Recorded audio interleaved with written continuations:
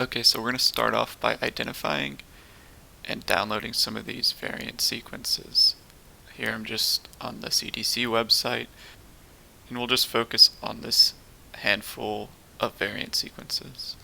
So we could go to a database like NCBI Virus and search for them all, but instead there's actually this nice resource by Viral Zone where they have all these variants and then links to their respective NCBI GenBank entry. So we're just going to download them through here. Again, you just go to the FASTA.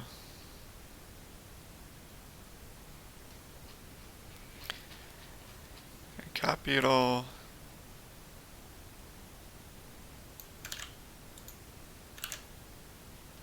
But we also want to make this a much simpler FASTA entry header. I'm just going to call it b.1.1.7. Okay, so I just did something similar with the rest of the sequences, so we can look at them real quick. If I just grep the FASTA in the FASTA file, see that we have the original Wuhan strain, alpha, beta, gamma, delta, and the new Omicron strain. Now we'll go ahead and start a Jupyter Notebook and then open up these sequences in Python. Okay, so I've gone ahead and shown, if you don't know how to use Jupyter Notebook or Conda, here's just a complete list of how you would install mini-Conda and then create a new Conda environment and then install the two dependencies we're going to need today.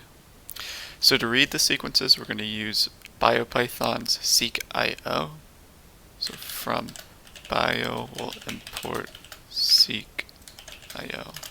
Then we'll make a variable called fasta, and we'll call the SeqIO.parse function, and then the path to the fasta file, and then the format, which is just fasta. Then we also have to wrap this in list.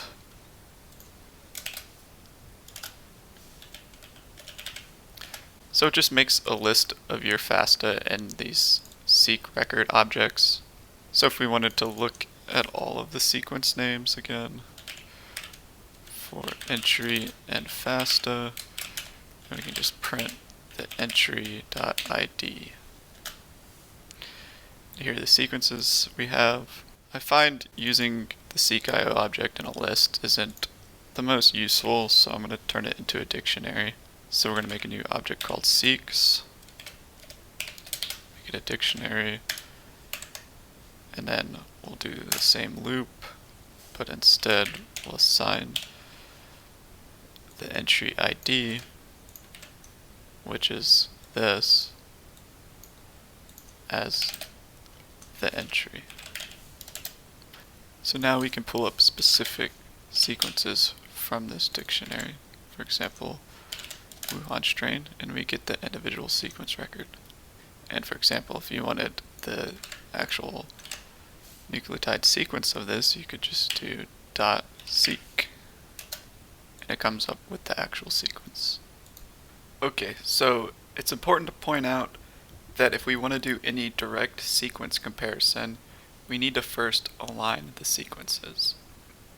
For example, if we look at the sequence length,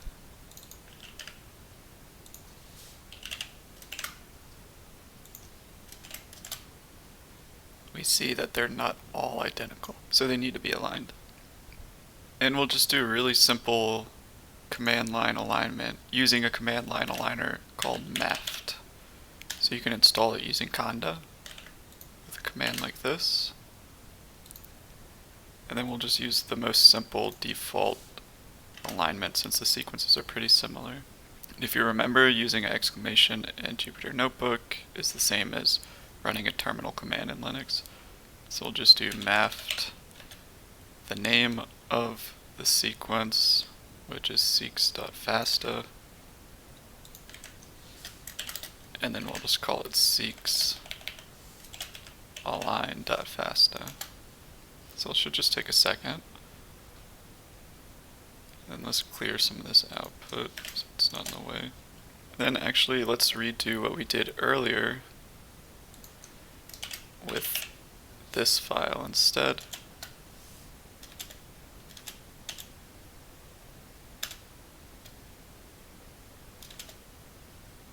And now when we look at the length, they should all be the same because the liner puts gaps in the sequences. So we're going to focus mostly on the spike protein. So let's go back to the NCBI website that had the information for the reference sequence. This is the Wuhan strain. Let's just do a search for spike here, and we find the annotated region of the spike protein. So let's just copy this, and we'll just put it here for our reference. Okay, so we have the region of the spike protein from the original sequence. So what we need to do is write a small little function to get the gapped or the aligned region for the spike protein based on the unaligned version. So we'll just make a function called gapped pos, and then it'll take a sequence and a position. The position will be one of these number inputs, and the sequence will be the gapped or the aligned sequence.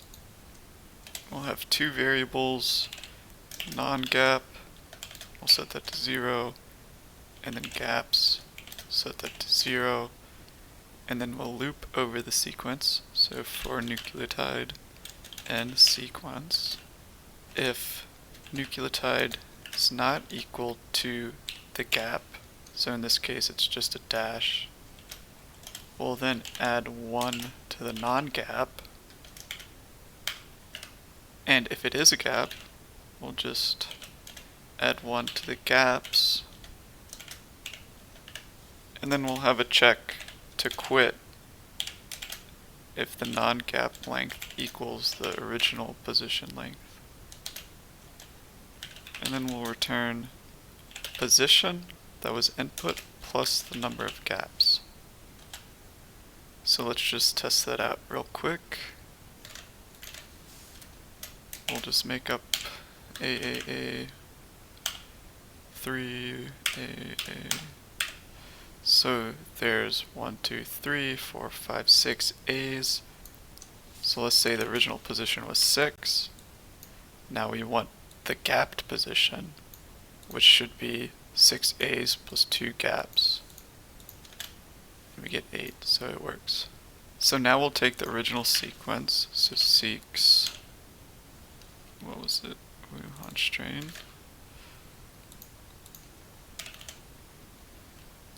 .seq. Well, this is the original sequence plus the gaps, so we'll take that and we'll put it in gapped position. And then we want this position. Why did that not return anything? Oh, oops, I see what I did. I just needed to tab this over one. Alright, there we go. So we have the non-gapped position for that. It looks like there were no gaps. And let's do it for this as well.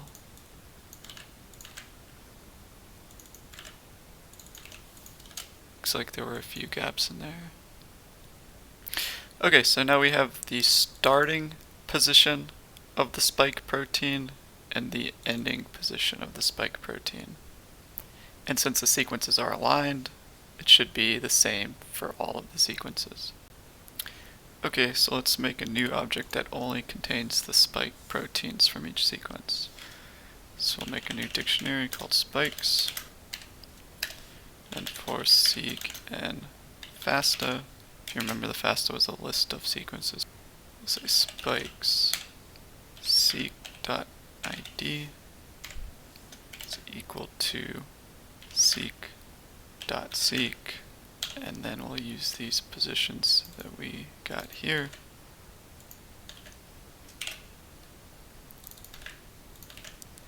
But Python, since it's 0 indexing, starts at 0, we got a -1 from the first one. So if we want to double check, let's just make sure the beginning of each spike protein actually starts with a start codon. So for spike and spikes, we'll just print spikes, spike. We'll just print the first 10 nucleotides of each. And here we see that they all start with ATG. Okay, so if we want to compare two sequences, let's make a new function called def get mutations. And we'll have an initial sequence and then the variant sequence. We'll then zip these two sequences together into a new object called seqs.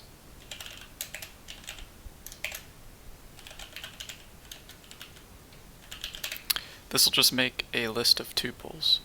Then we'll loop over that list of tuples. So for position and nucleotide and enumerate seqs. So we'll get a position for every nucleotide pair. If nucleotide 0, so the nucleotide in the tuple that comes from initial is not equal to the nucleotide in the tuple that comes from variant,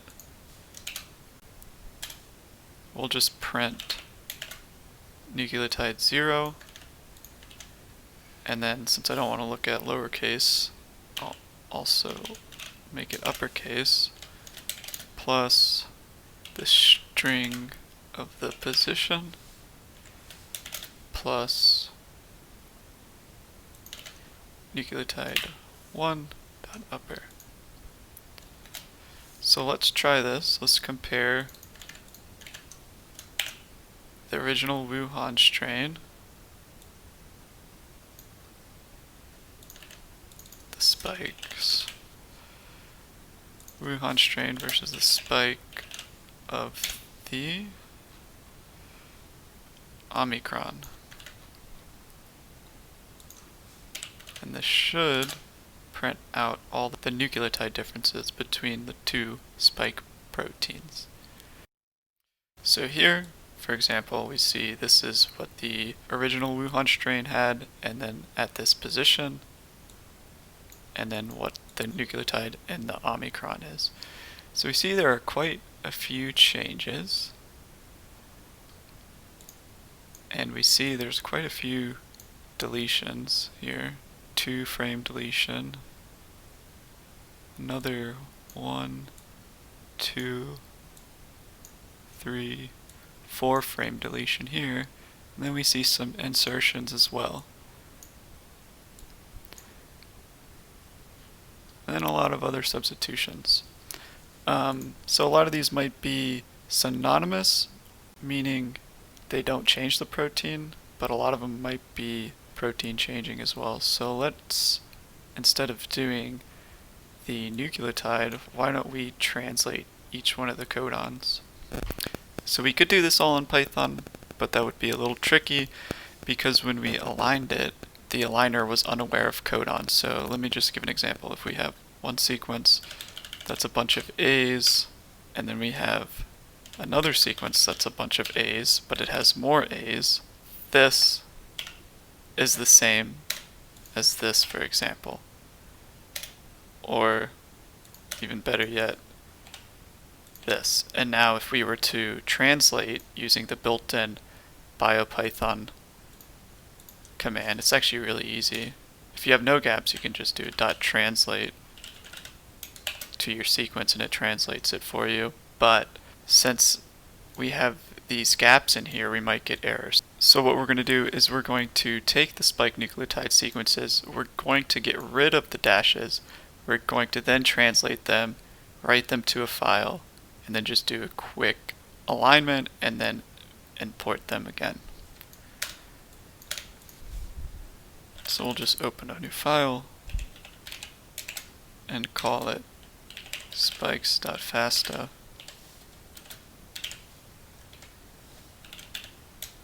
Then for spike and spikes, we'll just make a variable called out.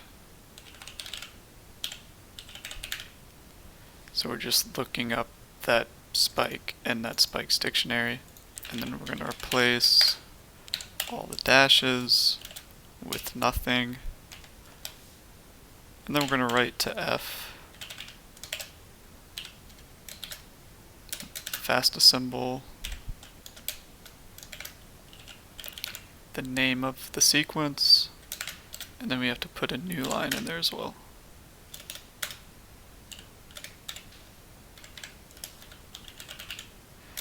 And then we'll write the actual sequence. Since this is a seq object, we need to convert it to a string. And I'm also going to uppercase it. And then a new line. So now we should have this spikes.fasta, and then we'll use a very similar command as to what we used earlier. We'll just do a mafft spikes fasta and then spikes align.fasta. Oh, I just made a typo. Okay, so it should go really quickly. Now if we look here, we have spikes align.fasta. I'll just get rid of this. Now let's just copy and paste this from earlier.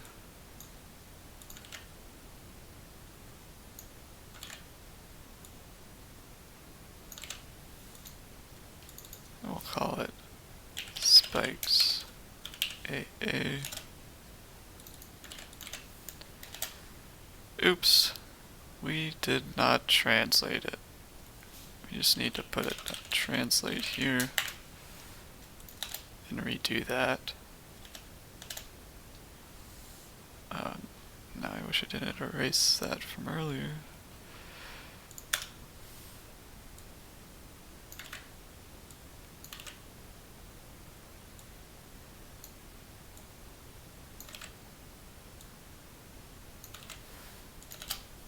Okay, now it should be correct. And now we see it's amino acids instead of nucleotides. Let's make a dictionary instead. We'll just copy what we had from earlier.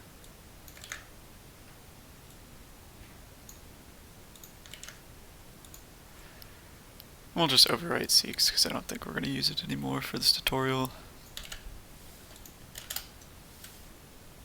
So now if we look at seqs, Wuhan strain,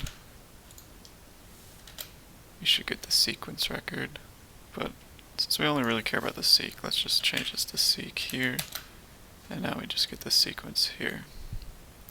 And we'll just reuse our mutations function from earlier,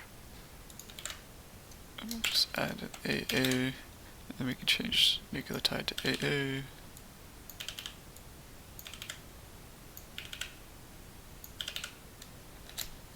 And now if we look at this,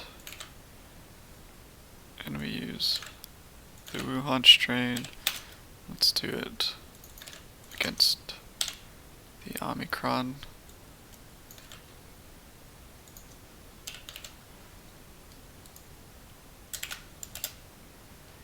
Now we only get the amino acid differences.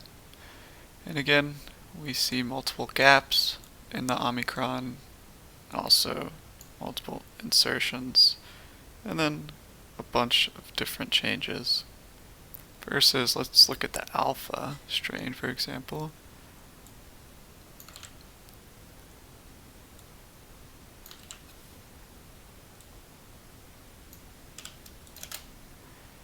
We see very few changes in comparison. And we can better quantify this if we actually change this to, instead of a print, let's make a list. So we'll do out.append. Oops, I have to return out.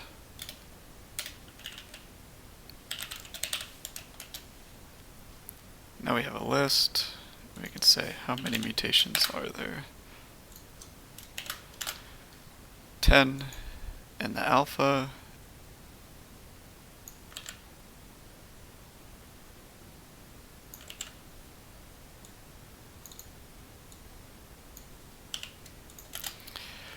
.39 differences in the Omicron spike.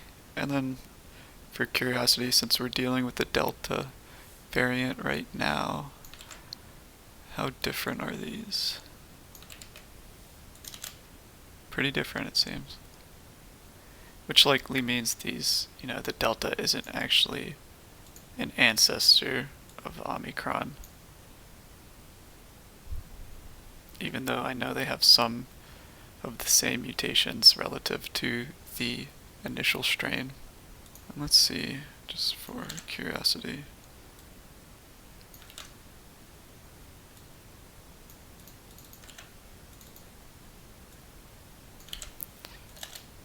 Only 10 between the Wuhan and the Delta. And then we can just put this in a loop if we wanted to too. So for item and seqs,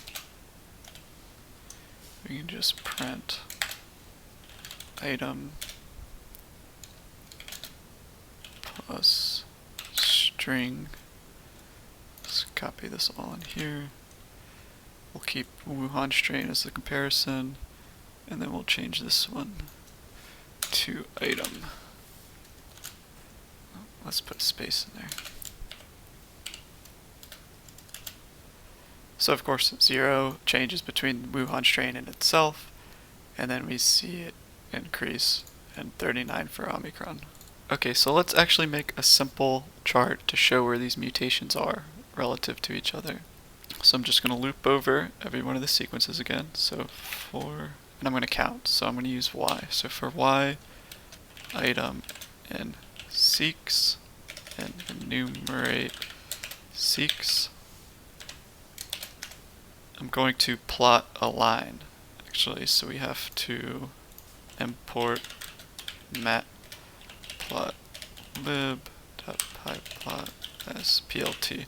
So we'll do a plt.plot. So these are the two main components of the plot.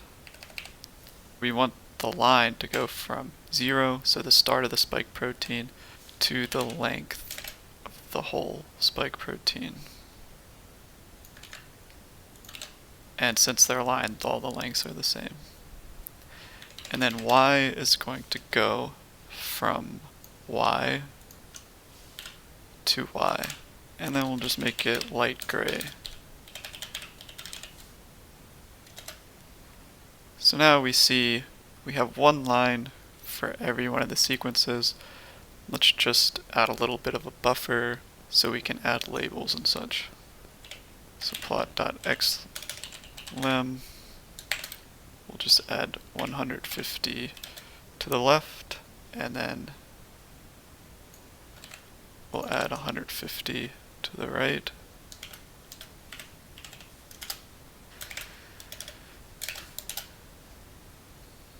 Oh, just forgot a bracket right there. So we have a little more space on either side. We take off a little on the right. And then let's add a little bit to the top and the bottom.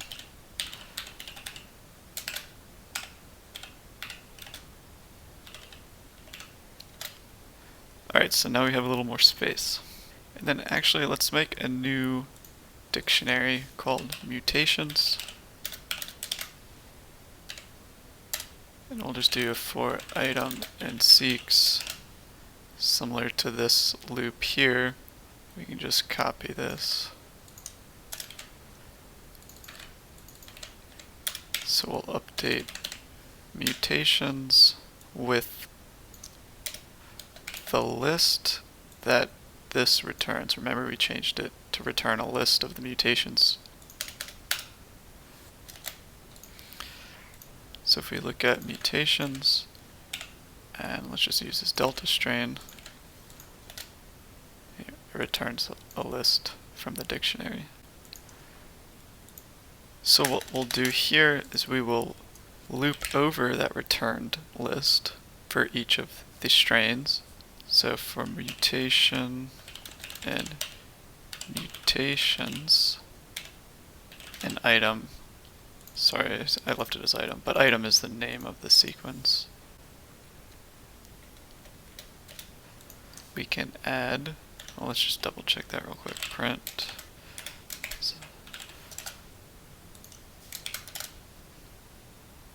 Yeah, so it's just going to print for every one of those mutations.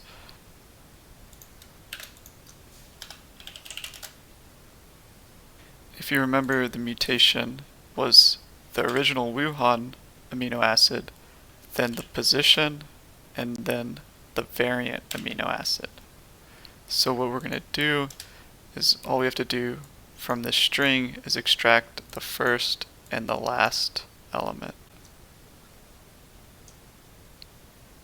And what we want to do is just place that second element on the line where it occurs. So we'll do a plot.text. And then with this we need an x value, a y value. The x value is going to change. So we need an x value, a y value, which will just be y here, so it'll put it on the line. We need the string, or the amino acid, and then we also want to align it vertically so it goes nicely on the line, and then horizontally. So we'll make a new variable called position, and we need to extract position from the middle. And if we use this as an example, we can just take the second item in the string to the second to last item in the string, which will be xxx, and see it doesn't matter how many you add here. So position will be int, because it's a number of the mutation is the string from 1 to -1. And then the amino acid change will just be mutation -1, or the last item. So now we have position for x, and then for this we have the amino acid change. Alright, let's see what happens here. Oops, I just left those on. Okay, so now we have this. We see the amino acid changes at the different positions. Let's add a couple labels, and then we see, especially when they're close together, they're kind of messy. So there's a couple different ways we can fix that. We can just stagger the letters. We can also make the graph longer. But let's add some labels so we know what strains we're actually looking at. So we'll just do another text variable.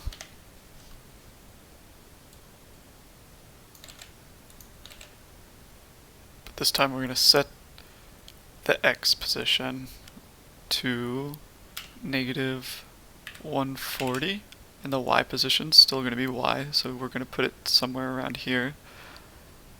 And we're going to change this to item, or the name of the strain. Vertical lines will stay at center. Horizontal line we're going to align to the left though, so the left of the text starts here. So I'm guessing it's going to be a little big, but let's see. Yeah, it's a little big. So what we're going to do is we're going to give us a little more space.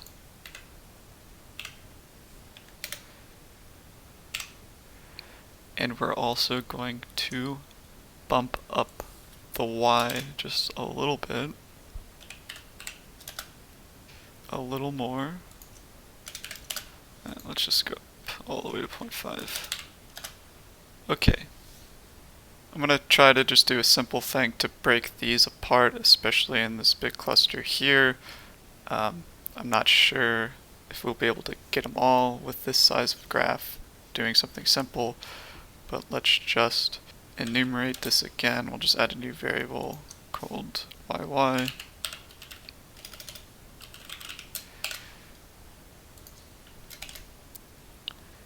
And then we'll do if yy modulo 2 equals 0. So if it's even,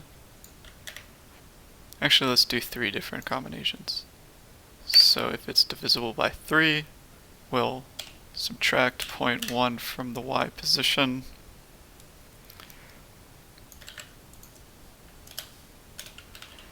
Else if yy is divisible by 2, we'll just keep it centered.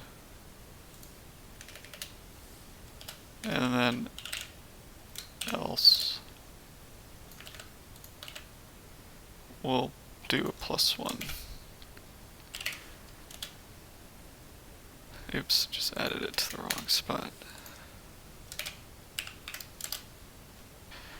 Okay, so it broke them apart a little bit, but what we really should do is just change the size of the graph, and then it'll spread it out a little more, and we can do this a tiny bit more. Well, let's just try 0.2.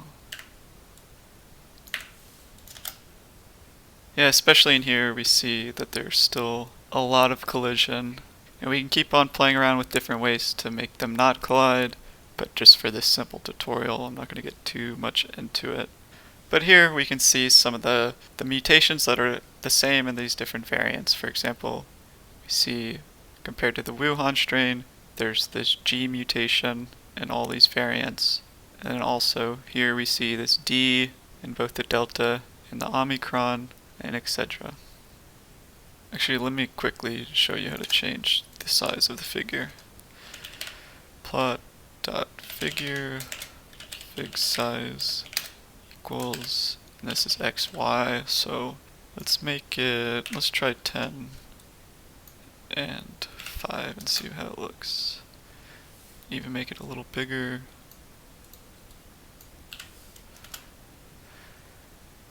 Okay, so that helped a little bit. It's a little easier to see now, but again we could add a little more anti-collision logic to make it even better. And there's some things you could do now. Additionally, like you could color the different letters based on the significance of the change. So you could look at, I don't know, the blossom score, for example, or the difference in polarity between the substitution, and you could give different colors. There's quite a lot of different things you could do from here. We could also take away some of this collision when there's no need for collision avoidance. Like here we could keep this. We could keep all these on the line, for example, if there's nothing near them. But anyways, I hope this was a good introduction into how to manipulate sequences in Python using SeqIO and other tools. From here you should be able to play around and do with this whatever you want.